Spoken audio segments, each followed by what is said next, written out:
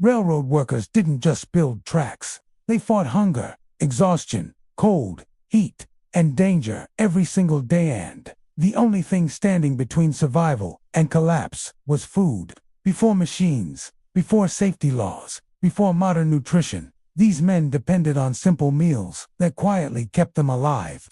What they ate wasn't chosen for taste. It was chosen because it worked. Imagine waking up before sunrise in a remote railroad camp, miles away from towns, stores, or help. Your body is already sore from yesterday's labor.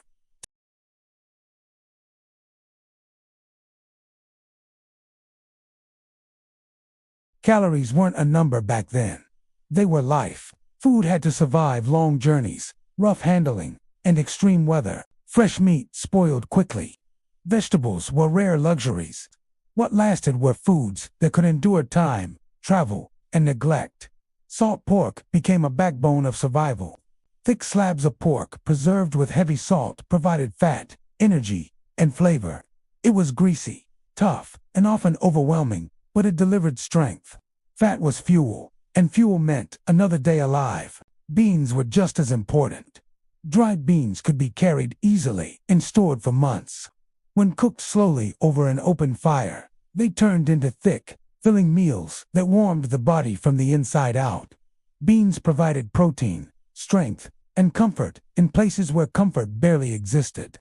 For many workers, beans weren't a side dish, they were the meal. Bread was rarely soft or fresh. Cornbread and hardtack dominated railroad diets. Hardtack was brutally simple flour, water, and time. It was so hard it could crack teeth, often soaked in coffee or stew, just to make it chewable. But it lasted. It didn't rot. It didn't mold easily. When nothing else was available, hardtack filled empty stomachs and kept men moving. Cornbread brought something different. It was dense, slightly sweet, and more forgiving. Cornmeal was cheap and widely available, especially in America.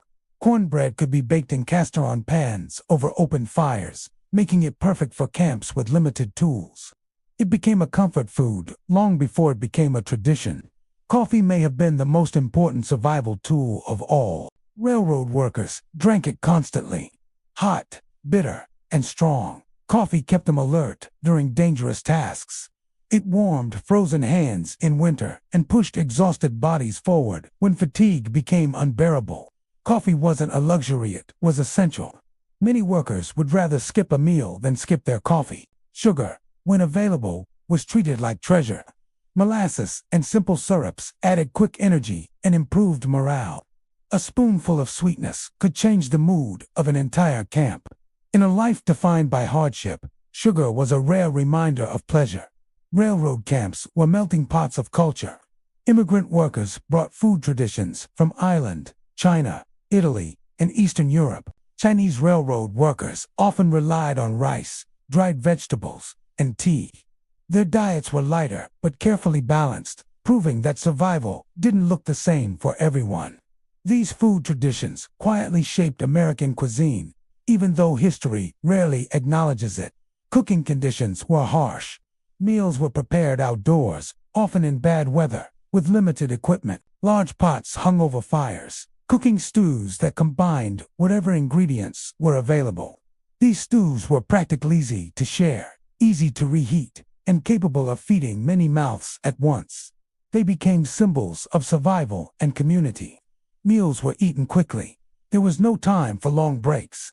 Food was shoveled in between shifts, sometimes while standing, sometimes while sitting on the ground. Eating wasn't an experience, it was a task, but it mattered more than anything else. Malnutrition was common, even with these calorie-heavy meals. Fresh fruits and vegetables were rare, leading to illness and weakness over time. Still, these survival foods were enough to keep workers alive long enough to finish the job. The railroads didn't care about long-term health. They cared about progress. Every railroad line laid across America was fueled by these meals. Every spike hammered into place carried the energy of salt, pork, beans, bread, and coffee. Without them, the railroads wouldn't exist. These foods were as important as steel and wood, yet they remain invisible in most history books. What's striking is how many of these foods still exist today. Beans, cornbread, stews now considered comfort food, were once survival food. Their origins are rooted in exhaustion, danger, and necessity. When we eat them now, we're tasting history without realizing it.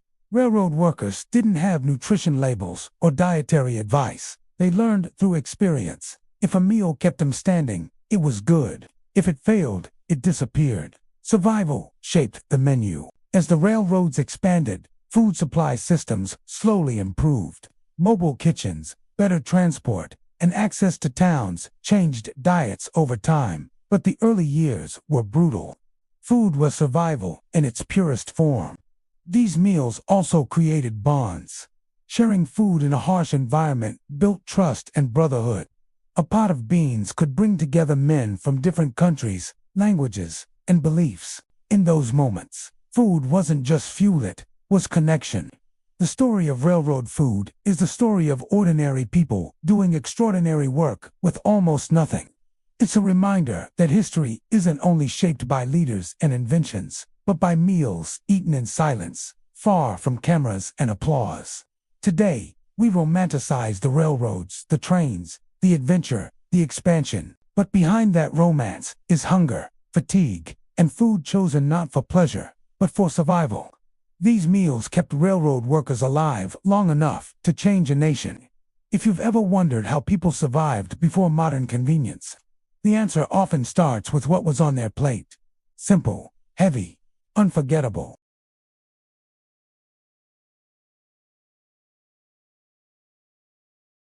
Subscribe to the channel and continue exploring the forgotten stories that built the world we live in today.